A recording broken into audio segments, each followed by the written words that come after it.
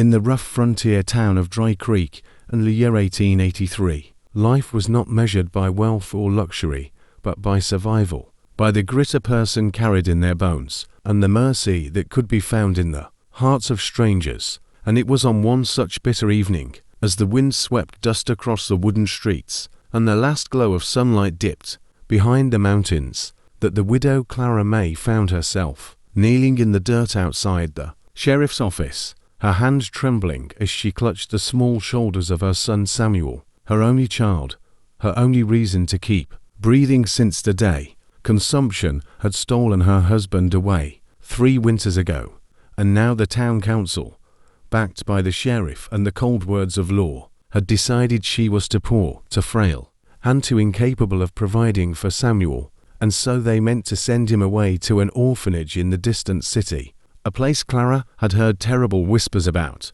where children were more mouths to feed than souls to love, where the strong survived and the weak were forgotten. And she, desperate, her voice cracking, cried out before them all, "Please, don't take my child away. He's all I have left. I'll work, I'll beg, I'll trade the very breath in my lungs if I must, but don't take Samuel from me." And though her words hung heavy in the cooling air, the councilmen remained unmoved, men hardened by years of dust and dollars, and the sheriff, a man caught between pity and duty, looked to the ground, unwilling to meet her eyes, while the townsfolk who had gathered whispered among themselves, torn between sympathy and silence. For in those days, silence often felt safer than justice, and yet within that crowd leaned, against the wooden post of the general store, was a man who had not spoken much in 5 years, a man known as the silent rancher, Daniel Hargrove, tall,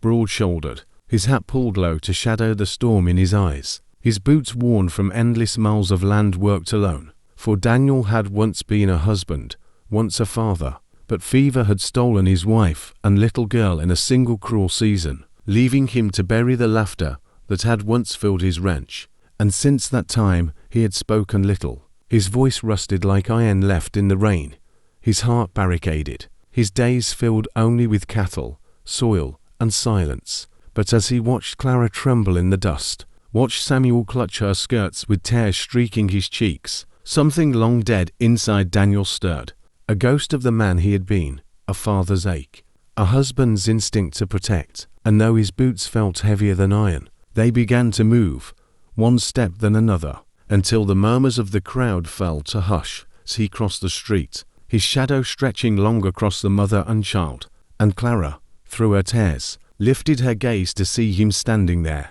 a man she had only ever seen from a distance, a man whose silence made him seem more legend than flesh. And the councilmen stiffened, for Daniel Hargrove was not a man they wished to provoke. His ranch provided beef that fed the town. His presence carried weight more than words ever could. And when at last he stopped before them, his voice came low and steady, but it cut through the evening air like a blade. "The boy stays," and the words struck like thunder, shocking even Clara, whose breath caught in her chest as hope sparked where despair had rooted deep. And the council leader, a bitter man named Mr. Aldridge, sneered, declaring that law could not be bent by sympathy, and that the widow's son must go. But Daniel's storm-grey eyes locked on his, silent for a long,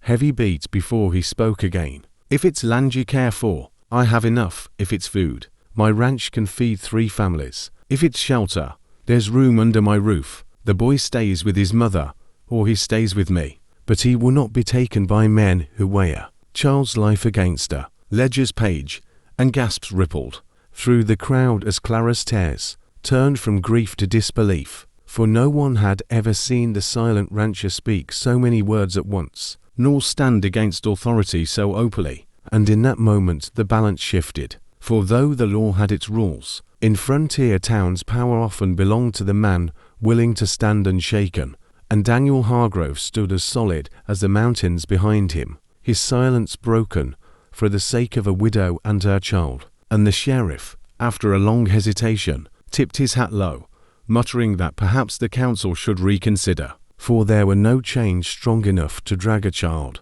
away when half the town's respect stood in front of him. And Clara, trembling, whispered thank you through lips that could barely shape the words, while Samuel, wide-eyed, looked up at Daniel, as though seeing a hero carved from the earth itself. And though the matter was not yet settled, though threats and whispers would follow in the days to come, in that single twilight hour something greater than law had spoken. Mercy had taken shape, the silence of a broken man. And as the townsfolk drifted away with voices buzzing of what had just unfolded, Clara gathered her son close, her heart still pounding, her tears still falling, but this time with a glimmer of hope she thought she had lost forever. And Daniel, silent once more, simply tipped his hat, turned, and walked back into the dusk, his boots striking slow,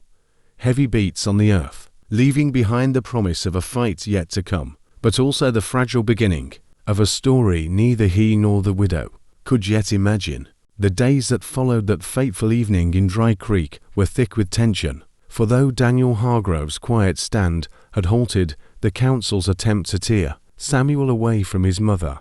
men like Aldridge were not quick to forgive defiance, and whispers spread through the saloon and along the church pews that the silent rancher had overstepped, that he had challenged the order of the town. And Clara May, though grateful beyond words, lived in fear each night that a knock would come on her door to drag her son away. But Daniel's presence loomed large over those threats, for each morning before dawn he would ride down from his ranch to leave food quietly on Clara's porch, fresh bread, smoked meat, jars of milk, and though she never asked for it, never expected it, her heart warmed knowing that her burden was no longer hers alone. And Samuel, once frail and hollow-eyed, began to laugh again, running through the dusty yard with a stick he pretended was a rifle, dreaming aloud of becoming strong like the silent rancher. And though Daniel never stayed to share a meal, never spoke more than a handful of words, Clara could feel the shield he had drawn around them,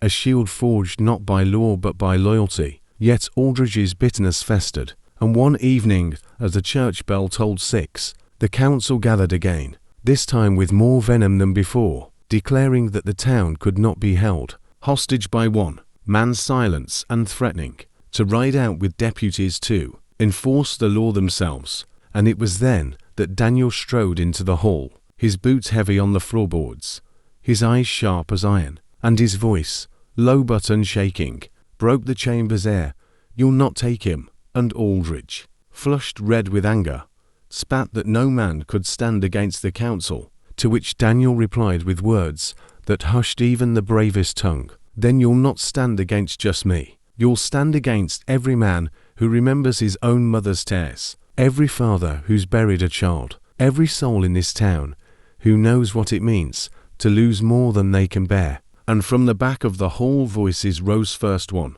then another, as townsfolk began to nod, to murmur,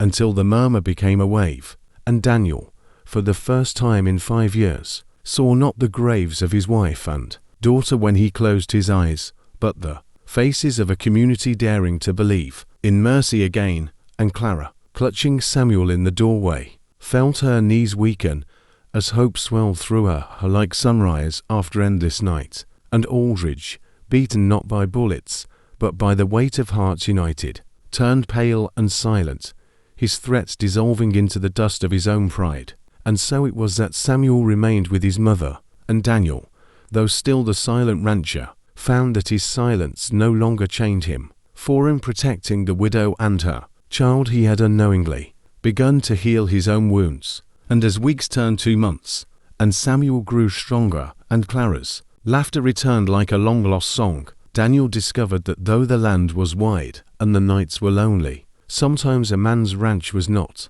meant to be filled with cattle alone, but with family, even if not by blood. And though the prairie winds still carried sorrow, they also carried the promise of new beginnings, the promise that the silent rancher's story would not end in solitude, but in the light of love and loyalty reborn. And thus the tale of Dry Creek became one whispered across the frontier, that of a widow who begged not to lose her child, a boy who found a father in the unlikeliest of men, and a rancher who found his voice when silence no longer served mercy. And so, dear friends, if this story touched your heart, if you felt the dust of the Old West settle in your soul and the fire of hope burn brighter, Then don't forget to subscribe to our channel and ring the bell, because every week we bring you another story from the wild frontier, tales of love, sacrifice, and the strength that carries us through the hardest days, and we would be honored to share the next one with you first.